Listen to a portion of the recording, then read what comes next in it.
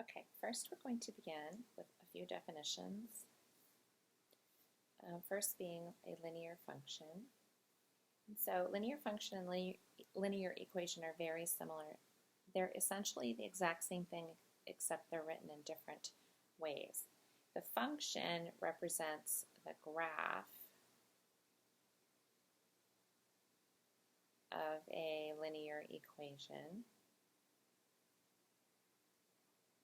Okay, so it is the function of a line, and it is written in functional notation. So f of x is equal to mx plus b, instead of y equals mx plus b, which is what the linear equation is. Y equals mx plus b, so it is just the equation of a line. So when we're talking about lines, we have the equations, and then we have the functions. So this just represents the equation of a line. It's kind of like naming it, telling you which line we're talking about. This is the function. So this is the one that's going to allow us to experiment with its shape, plug different points in, those kinds of things. We'll talk more about that as we start working with them. In these equations, we have two kinds of variables. One is the dependent variable and one is the independent variable. So I'm going to do the independent variable one first, and that is usually the x term. Okay, and remember that the x term is the domain. So we're going to give you some values of x, and we're going to ask you to take those values of x and plug them in here into this equation. We're going to ask you to chug out a y variable. That is usually the dependent term. The value that we get for y is going to depend on what we chose for x. So here we get to choose, so we can choose any that we want.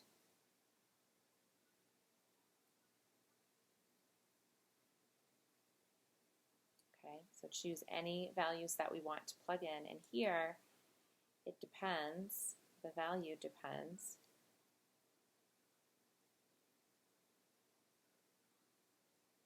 on what we chose. Okay, so that value is going to depend on what we chose. Okay.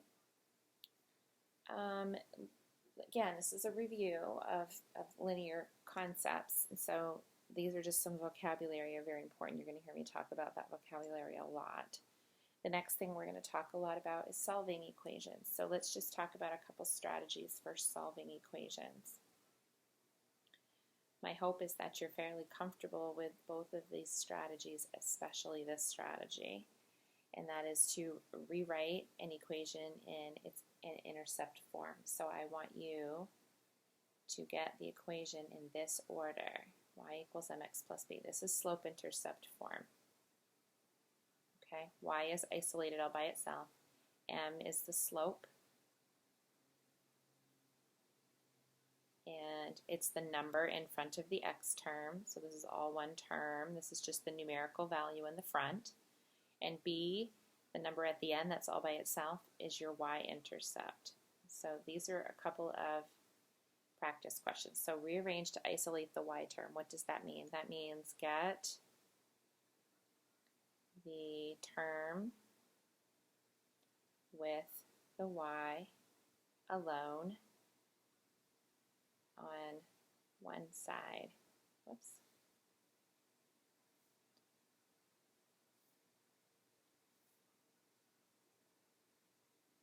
Okay, so we're going to get that term with the y all by itself on one side. So I'm going to look at this equation. I'm going to remember that.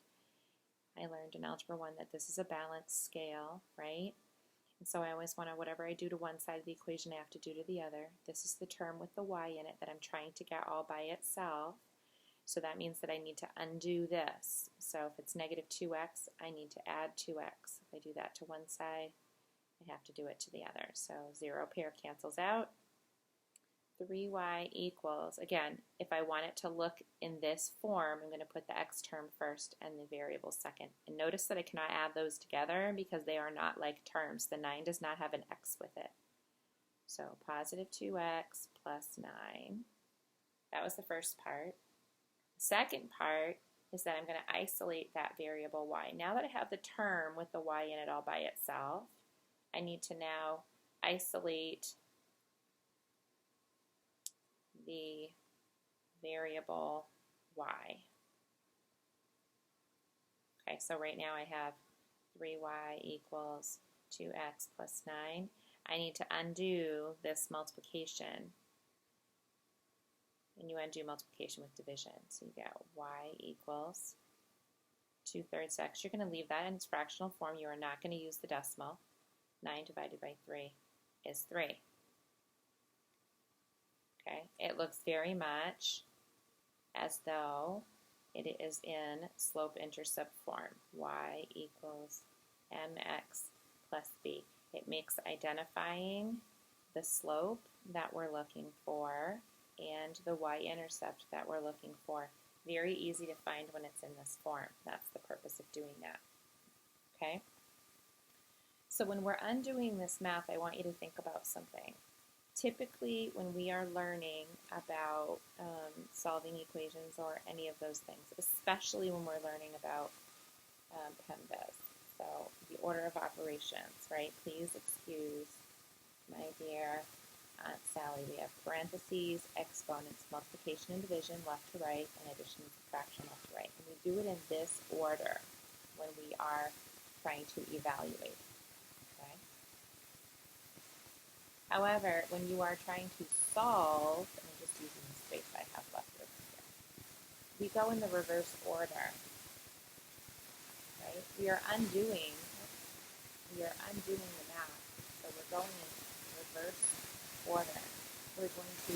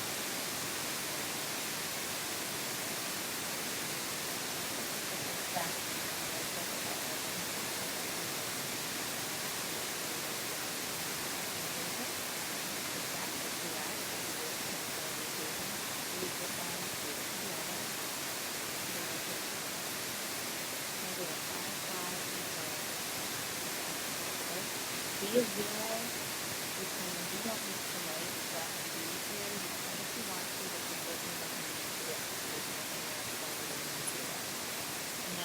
again, remember I said we usually do the addition and subtraction first. We just go back to get the y term by itself. And then the last step is ultimately usually multiplication or division. Those cancel. Y equals negative divided by negative makes that a positive, but don't give me the decimal answer for that. We want to leave it in its fractional form. Because if we're going to end up graphing this after, I need to know rise over run. 0.6 doesn't tell me what rise over run is. Okay, so I don't want to use decimals if I can help it. So let's move on to the next page where we're going to start practicing graphing. So we practice isolating the y and getting those equations in the slope-intercept form, and we do that because we want to graph them. Now, typically we use slope-intercept form to graph, but sometimes we can use this method, we call it plug and check, where you're just going to choose some x values,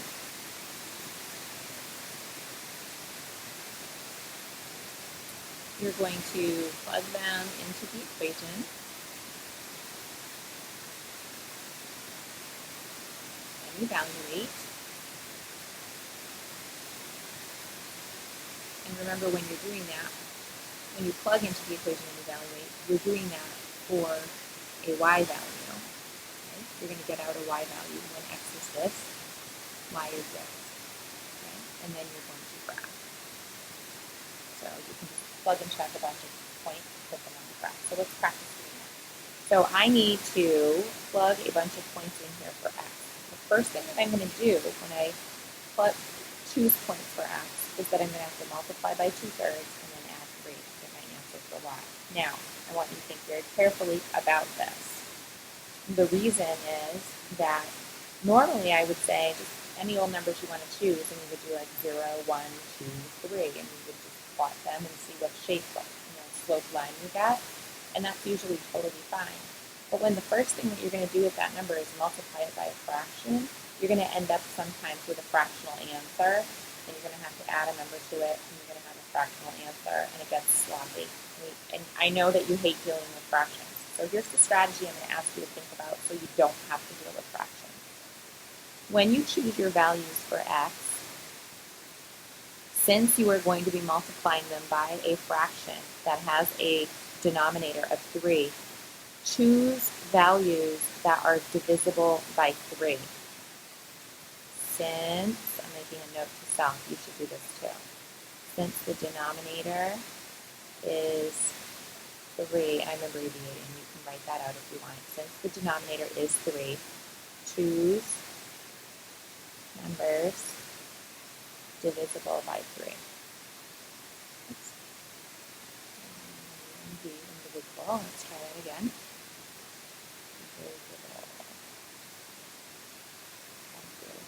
That's a very big hint. So I'm going to choose 0, because it's always easy to plug 0 in.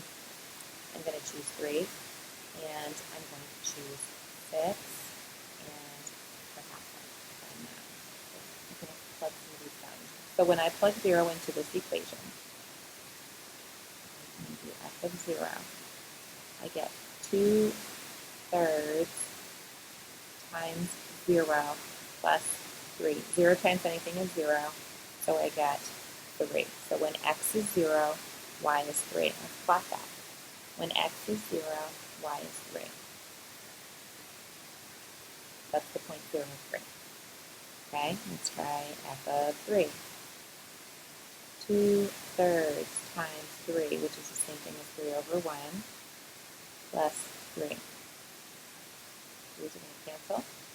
Or you could just do 6 divided by 3, and you're left with 2 plus 3, which is 5. So when x is 3, y is 5. Let's plot that one. When x is 3, y is 5. Okay. Let's try 6. F of 6 equals, so 2/3 times 6 over 1 plus 3. So if I multiply these together, I get 12. 12 divided by 3 is 4. 4 plus 3 is 7. When x is 6, y is 7. So again, let's plot it. Starting at 0, when x is 6, y is 7. You can see we have a line forming here. If I do 9, I'm probably, as I'm going up and up and up, probably going to be off the chart, but let's just try it, just to be sure. It's always nice to have several values.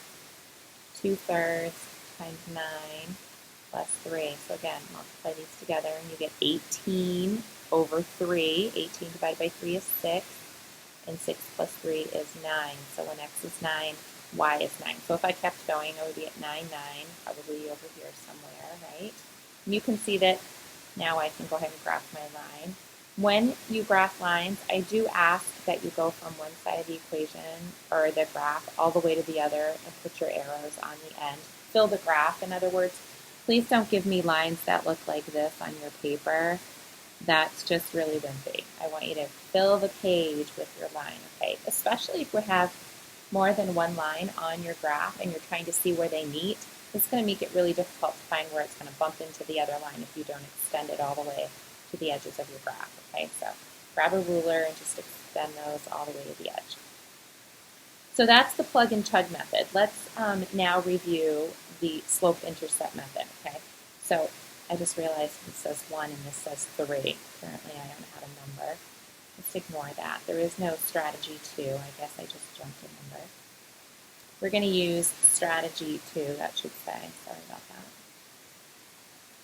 To use slope-intercept form. So this is the one we were just doing, where you're going to get the equation into slope-intercept form, and you are going to plot the y-intercept, right? And that's b on the y-axis. So that's the first thing you're going to do. And then from there, from that point, you're going to calculate your slope, right? And we use m. M is our slope. At least 2 times. Now, sometimes we go off our chart and it's hard to do 2 times. We'll talk about that as that occurs to us in this, when we're working. We'll talk about how to fix that. Okay, so let's look at this one. B, our y-intercept is positive 2. And our slope is this, negative 1/3. Now, I want to be very explicit about this and what we're going to talk about on the next page. That negative goes with the numerator. It does not also go with the denominator. It just goes with the numerator because remember that slope is rise over run. And we either go up if it's a positive fraction or down if it's a negative fraction. The run is always, always left to right because we read left to right on the page. So you're either going to be rising and running, which as you can see is going to create, if we're rising and running, a positive slope. That line is heading upward. Or you're going to be falling and running. Fall and run, fall and run, fall and run. Notice both times I went run that way and run that way. It still makes positives and negative slopes, even though we always run left to right. What makes it go up or down is the sign that goes with the top number of your fraction. That's your rise, okay? That's often very confusing. Students will typically go over 1 or down 1 and then backward 3, and we don't want to do that. If you go down 1 and backward 3, you're going to end up with a positive slope, and we don't want that. We want a negative slope line, okay? So let's go ahead and try to graph this problem now that we have a little clearer understanding of slope, or at least refreshed our memory. Down 1, run 3. We have to start here at the y-intercept. So crosses the y-axis at positive 2. And now I'm going to go down 1 and run 1, 2, 3. Do it at least a couple times. Down 1, run 1, 2, 3. And then go ahead and draw your line. Now I'm not using a ruler, but probably I should. Right? I suggest you probably use a ruler. It's really hard to full marker thing on my screen. So I kind of missed a little bit, but you're going to use a ruler and you're going to extend it to both sides of your page. Okay? All right, let's have some conversation about slope. 4 kinds of slope. Most of you are really solid on that. We have positive slope, we have negative slope, we have zero slope, and we have undefined slope.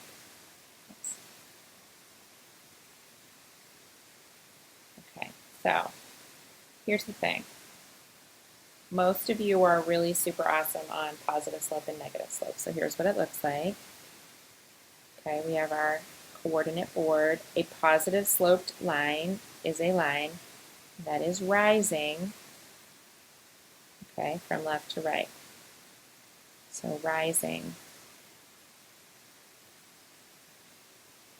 from left to right. So as I read across the page from the left side of the page to the right side of the page, that line is rising.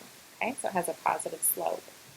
And that means that when I'm looking at it in y equals mx plus b form, that number right there is going to be positive, right? So an example might be that when I'm calculating slope, I get a positive fraction, like 2/3 or 6/7, something like that. Those are positive examples of what slope looks like.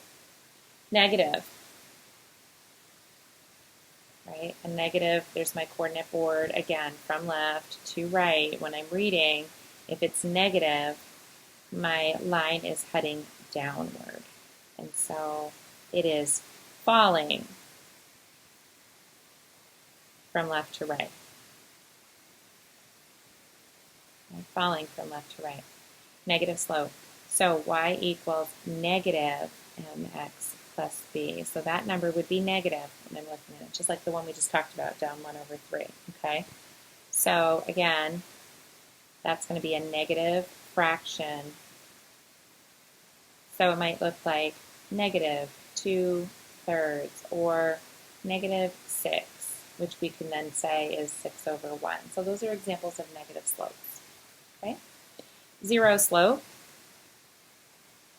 is a line that isn't positive and isn't negative, and we know that number to be 0. Okay, so this line from left to right neither falls or rises. So it's neither rising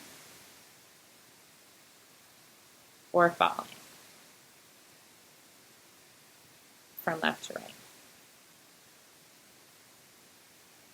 And so when I'm looking at my equation, it's going to say 0 x plus b. And 0 times anything is 0. So in my equation, I just get y equals b. And this is usually just some number. And what it tells you is where it's intersecting the y-axis. So that's your y-intercept. That's your b. Okay? So if you see the line y equals -2, then you're going to put it at -2 on the y-axis, and you're going to draw it with a 0 slope. There's no x term. It's just going to look like that, y equals -2. Okay? The undefined one is the one that gets us every time, and we often confuse these two. We have a hard time figuring out which one's which. So undefined slopes are vertical lines. So 0 slopes are horizontal.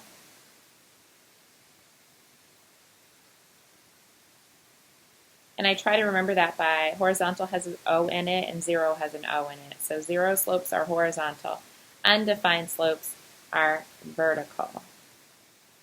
No O's in these two. That's how I try to remember it. And maybe that's a little nifty, handy way for you to try to distinguish between the two. So from left to right, these lines are rising and falling at the same time.